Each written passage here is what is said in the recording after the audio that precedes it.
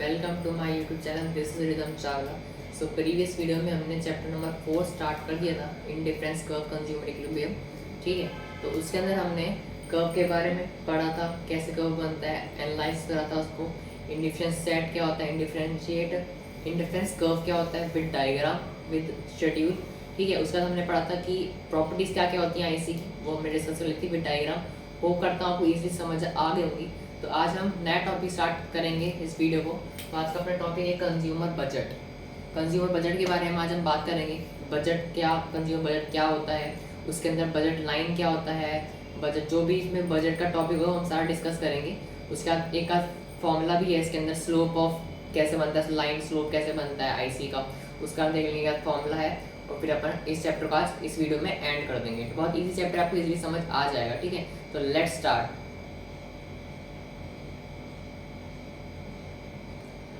अब अपन बात करते हैं बजट सेट की। ठीक है, बजट सेट क्या होता है? It refers to attainable combination of two goods given prices of goods and income of the consumer. Basically budget set क्या होता है, हम जैसे नॉर्मली हम लोग फैमिली में, मिडिल क्लास फैमिली बजट बनाते हैं कि भाई इतना बजट, हम 10,000 का हमारा बजट है, इसके अंदर हमें कपड़े भी खरीदने हैं, घर का राशन भी लाना है, ठीक है, खाना भी खाना है, वो सब बजट बनाते हैं। वैसे ही इकोनॉमिक्स के अंदर है बजट सेट। इसमें क्या होता है कि कॉम्बिनेशन ऑफ टू गुड्स होता है। जैसे दो गुड्स हमने कॉम्बिनेशन कर ली, उसके बाद हमको देखना पड़ता है कि जो गुड्स है उसकी प्राइस कितनी है और कंज्यूमर की इनकम कितनी है, उसके हिसाब से हम बजट सेट बनाते हैं। वो यहाँ पे लिखा रखा है, it refers to the attainable combination of two goods given prices of goods and income of the consumer. ठीक है, गुड्स प्राइस गुड्स आ गई, गुड्स की प्राइस आ गई और कंज्यूमर की इनकम आ गई। ठीक है, उसके बाद बजट सेट को हम दो नाम से कहते हैं। पहला बोलते हैं बजट इक्वेशन और दूसरा होता है बजट कांस्टेंट। अगर पेपर में आ जाए कि भाई explain budget equation with formula और and make diagram of budget set with schedule, ठीक है, तो आपको यही सब लिखना पड़ेगा। अभी मैं धीरे धीरे आपको पहले इसको रिटर्न करोगे, उसके बाद मैं आपको बताऊंगा कि शेड्यूल कैसे बनता है और इसका डायग्राम कैसे बनता है। ठीक है, उसके बाद ये बजट इक्वेशन भी आ सकता है, बजट कांस्टेंट भी हो सकता है। उसके बाद हम बात करते हैं कि बजट सेट का फॉर्मूला क्या होता है। बजट सेट का फॉर्मूला होता है P1x1 plus P2x2 is equal and smaller than the y। ये स्मॉलर भी है और इक्वल भी है y के। अब ये P1x1 क्या है, P2x2 क्या है, y क्या है, वो मैंने यहाँ पे लिखा हुआ है। क्या लिखा हुआ है हेयर? P1 क्या है, price of good one, x1 is quantity of good one, P2 है प्राइस ऑफ गुड टू और x2 है क्वांटिटी ऑफ गुड टू, और y क्या अपना टोटल बजट। ठीक है, हमको क्वेश्चन में दे रखा होगा, ऐसा क्वेश्चन आपका आज तक बजट सेट में कि ये आपको शेड्यूल दे रखा है। अब आप इसको फॉर्मूले के साथ इसका सॉल्यूशन भी निकाल लो और इसका बजट बनाओ, बजट लाइन भी बनाओ, स्लोप बनाओ। तो आप इस फॉर्मूले से बजट सेट का सेट करेंगे, क्वेश्चन सॉल्व करेंगे। या आप साइड में लिख लीजिए, इसका आपको याद रहेगा कि P1x1 P2x2 y क्या होते हैं, इससे कि आपको याद रहे। ठीक है, इसको आप नोट डाउन कर लो। उसके बाद हम इसका एक शेड्यूल विद एग्जाम्पल और वो देख लेते हैं स्लोप।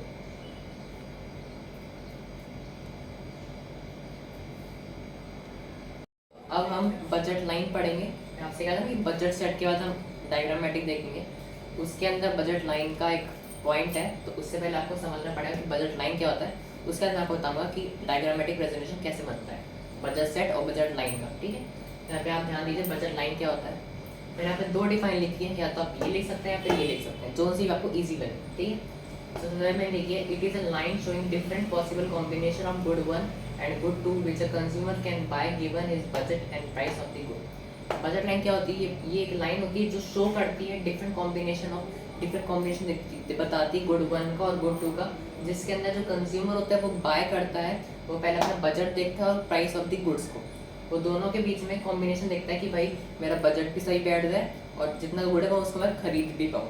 ठीक, या तो आप ये लिख सकते हैं, या फिर दूसरी है consumer spending his entire income either on good one और ऑन गुड टू और both on good one and good two. ये बहुत इजी है।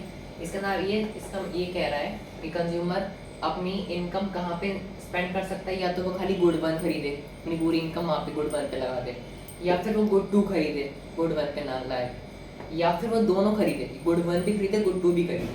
ठीक है, क्या करे कंज्यूमर जो उसकी एंटायर इनकम है, या तो गुड वन खरीदे या फिर वो गुड टू खरीदे या फिर वो दोनों खरीदे। ठीक है, ये थोड़ी इजी है, आप इसको भी ले सकते हैं। नहीं तो आप आपको अगर लगता है कि भाई ये थोड़ा सा अच्छा लग रहा है मेरे को, कि आप इसमें डिटेल में लिखा हुआ है कि नहीं इस बजट लाइन का मतलब क्या है, एक चीज़ में लिखी हुई है, प्राइस है, बजट है, कॉम्बिनेशन है, तो आप ये भी लिख सकते हैं। मैंने आपको दोनों लिखवा दी, जिसमें जो भी आपको ईजी लगे, सिंपल लगे, आप लिख सकते हैं। ठीक है, दोनों सही हैं। तो आप इसको रिटर्न डाउन कर लो। उसके बाद हम बजट सेट और बजट लाइन का जो एक डायग्राम है वो देख लेते हैं।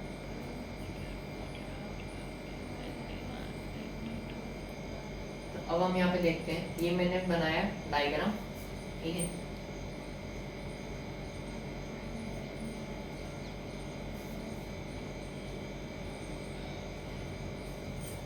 आप यहाँ पे देख सकते हैं कि मैंने यहाँ पे शेड्यूल बनाया, फिर डायग्राम बनाया। तो ये जो है, ये है यूनिट्स ऑफ गुड 1, ये है यूनिट्स ऑफ गुड 2, ये है बजट सेट। ये बजट सेट है कंज्यूमर का।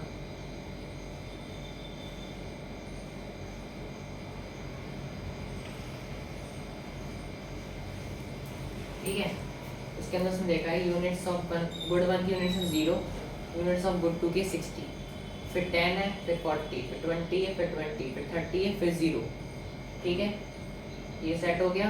अब यहाँ पे हमने बना दिया उसी का, हमने अब बजट लाइन बना दी, ग्राफ बना दिया। ये एक्स एक्सिस, ये वाई एक्सिस, ये गुड 1 है, ये वाली, और ये गुड 2 है इधर वाला। ठीक है, उसके बाद यहाँ पे पॉइंट्स आउट मार्क नहीं करें, सिर्फ यहाँ पे पॉइंट्स आउट मार्क कर सकते हैं हम। 10 से 40, 20 से 20 वो मैंने मार्क नहीं करा। अगर आपको लगता है तो आप मार्क कर सकते हैं, वरना कोई दिक्कत नहीं है। आप मार्क कर सकते हैं, इससे कि आपका जो क्वेश्चन आंसर है, डायग्राम है, वो अट्रैक्टिव लगे और टीचर को भी अच्छा लगे, आपको अच्छे मार्क्स दे सके, आप मार्क कर सकते हैं। ठीक है, तो यहाँ पर आप देखिए, मैंने सीधा प्रॉपर सी लाइन खींची है। ये गुड्स 2 60, नहीं ये 60, और ये गुड 1 का 30 हमने मार्क कर दिया। तो आप यहाँ पर देख सकते हैं, जो हमें लाइन आई है, ये कहते हैं बजट लाइन। बजट लाइन और प्रोडक्ट लाइन, बजट लाइन और भी कुछ कह सकते हैं हम, प्रोडक्ट लाइन भी कह सकते हैं। ठीक है, बहुत इजी डायग्राम थे, आपको ये समझ आ गया होगा। इसको आप नोट डाउन करो, फिर हम आगे चलते हैं।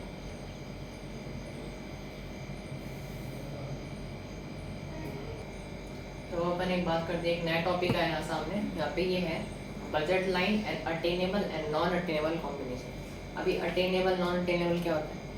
सिंपल सी चीज़ है। अटेनेबल क्या होता है? अटेनेबल होता है फिजिबल, या तो अटेनेबल या फिजिबल, एक ही चीज़ है। और नॉन अटेनेबल का मतलब क्या होता है? या नॉन फिजिबल या नॉन अटेनेबल। ठीक है, अगर क्वेश्चन आ जाए कि भाई बजट लाइन और feasible and non feasible combination को डिफाइन करो, तो ये डायग्राम बनेगा। बिट आप थोड़ा सा डिटेल में लिख सकते हैं, बजट लाइन क्या होता है, फिजिबल क्या होता है, नॉन फिजिबल क्या होता है। ठीक है, और अगर आ जाता है कि budget line and attainable and non attainable combination को डिफाइन करो, तो आप ये डायग्राम बनाएंगे और इसका ट्रिक करेंगे। ठीक है, बेसिकली क्या चीज़ है ये डायग्राम है attainable, non attainable, feasible, non feasible का डायग्राम है। ये वाई एक्सिस है, ये एक्स एक्सिस है, गुड 1 गुड 2 बिल्कुल सेम डायग्राम हमने बनाया था 60-30 का। ठीक है, उसके बाद देखिए ये जो अंदर का पार्ट है ना, ये वाला अंदर में जो बजट लाइन, ये बजट लाइन भी आपको पता ही है, ये जो मैं बना रखी पूरी बजट लाइन है, तो मार्क भी कर देते हैं बजट लाइन। ठीक है, बजट लाइन से तो अंदर है, भी अंदर लाइन है, बजट लाइन से तो अंदर है, इनसाइड है, वो है हमारा फिजिबल एंड अटेनेबल कॉम्बिनेशन। और जो बजट लाइन से बाहर है, अक्रॉस है, वो हमारा नॉन फिजिबल और नॉन अटेनेबल। बेसिकली फिजिबल और नॉन फिजिबल क्या होता है? फिजिबल जो होता है कि मान लीजिए जितना आपका बजट है उसके अंदर आप सामान परचेज कर रहे हैं, ठीक, तो वो तो आएगा हमारा फिजिबल नॉन फिजिबल के अंदर, फिजिबल और अटेनेबल के अंदर। और आपका बजट सिर्फ 10,000 रुपये और आप शॉपिंग कर रहे हैं 20,000 की, तो वो आपका आ जाएगा नॉन फिजिबल और नॉन अटेनेबल के अंदर। ठीक है, ज़्यादा कोई डिफरेंस नहीं था इसमें, स्पीड ज़रा देता है, मैंने टॉपिक ले लिया, बहुत छोटा था, इसको आप नोट डाउन कर लो। उसके बाद हम बात करते हैं, अपना लास्ट टॉपिक रहता है कंडीशन ऑफ कंज्यूमर इक्विलिब्रियम। सबसे पहले हमने स्टार्टिंग की चैप्टर 4 से, इसके अंदर हमने क्या पढ़ा था? अजम्पशन ऑफ पढ़ा था आईसी कर्व एनालिसिस में। अब अपना लास्ट टॉपिक है condition of IC curve on consumer equilibrium. ठीक है, वो लास्ट टॉपिक है, इसको हम देख लेते हैं, इसको हम नोट डाउन कर लेते हैं।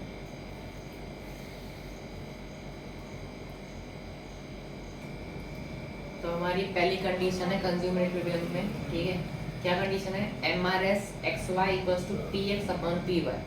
ठीक है, इसको समझना ये क्या कहना चाह रहा है। ये हमने डायग्राम बना रखा है, Y axis, X axis, good X good Y.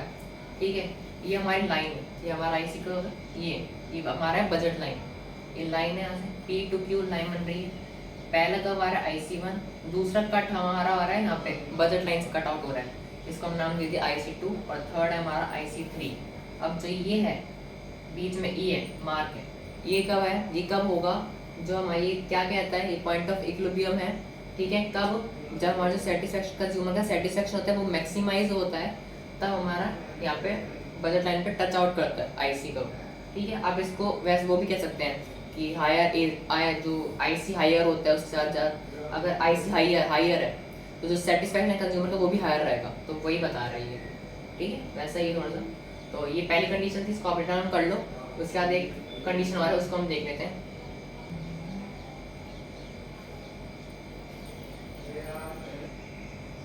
तो हमारा कंडीशन नंबर 2 है, ये क्या कहता है, IC is convex at the point of equilibrium. ये तो हमको ऑलरेडी पता है, हम स्टार्टिंग से ही चैप्टर नंबर 3 से बात करते आ रहे हैं कि जो आईसी होता है वो कॉन्वेक्स होता है पॉइंट ऑफ इक्विलिब्रियम के उसके अंदर।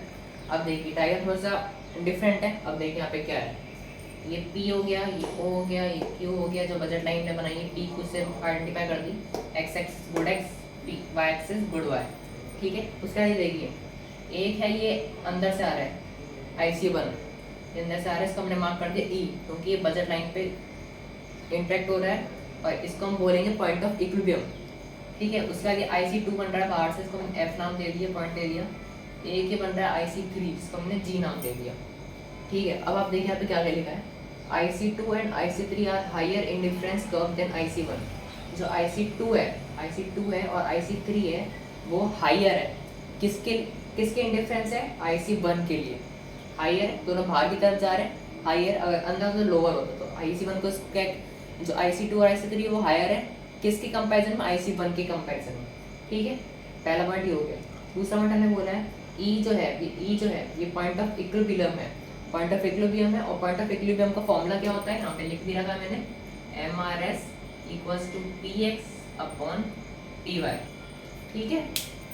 थर्ड पॉइंट है IC1, जो IC1 है ये कॉनकेव बन रहा है। अभी तक हम बात करते हैं कि जो IC होता है वो हमेशा कॉन्वेक्स होता है, पर यहाँ पे जो IC1 है कॉनकेव बन रहा है, अंदर की तरफ बन रहा है, तो therefore equilibrium is not stable. तो इसीलिए जो इक्विलिब्रियम है वो स्टेबल नहीं है। इक्विलिब्रियम कब स्टेबल होगा, जब वो कॉन्वेक्स होगा किसके, ओरिजिन में, ओरिजिन के सामने जब वो कॉन्वेक्स होगा तभी वो इक्विलिब्रियम जो है वो स्टेबल होएगा। अगर कॉनकेव है तो इक्विलिब्रियम जो है वो स्टेबल नहीं हो पाता। तो कंक्लूजन ये है कि जब भी अगर कॉनकेव होगा तो इक्विलिब्रियम नहीं स्टेबल हो पाएगा, और अगर कॉन्वेक्स है तो जब भी स्टेबल हो पाएगा इक्विलिब्रियम, और हमेशा कॉन्वेक्स ही रहता है, तभी इकोनॉमिक जो इक्विलिब्रियम है वो स्टेबल रहता है, कॉनकेव नहीं होता। और इस कंडीशन में कॉनकेव बना हुआ है, कॉन्वेक्स भी बना हुआ है, इसलिए मैंने कंडीशन ली है, ठीक है। इसको आप नोट डाउन कर लो, अपने चैप्टर यहाँ पे खत्म हो गया।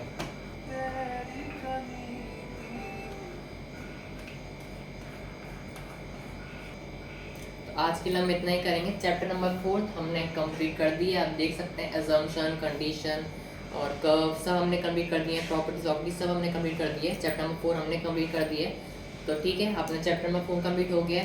मिलते हैं आपके साथ जल्दी। अभी तो क्या मेरे कॉलेज है वापस रीओपन हो गए हैं, तो वापस शेड्यूल पे जा रहा हूँ मैं, जल्दी मिलूंगा आपसे। चैप्टर नंबर 5 अपन स्टार्ट करेंगे, थ्योरी ऑफ डिमांड। जब तक आप क्या कर सकते हैं, चैप्टर नंबर 4 तक हमने कंप्लीट कर लिए, तो आप इसको रिवाइज कर लेना। और अकाउंट्स हमने कंप्लीट कर ही लिए पूरी 23 चैप्टर तक, उसको भी आप रिवाइज करते रहना, क्योंकि आपके पेपर भी स्टार्ट हो गए होंगे, सेशन अंदर इंटरनल पेपर स्टार्ट हो गए, तो आप वो भी कवर अप करते रहिएगा।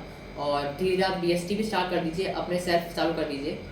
जैसा हमारा इकोनॉमिक्स खत्म हो जाएगा हम BST पे आगे बढ़ जाएंगे, ठीक है। तो मिल दूंगा मैं आपके साथ जल्दी, तो बने रहिए चैनल पे, लाइक कर दीजिए, कमेंट कर दीजिए, शेयर कर दीजिए, सब्सक्राइब करना बिल्कुल ना भूलें। मिलते हैं आपके साथ, टेक केयर, बाय।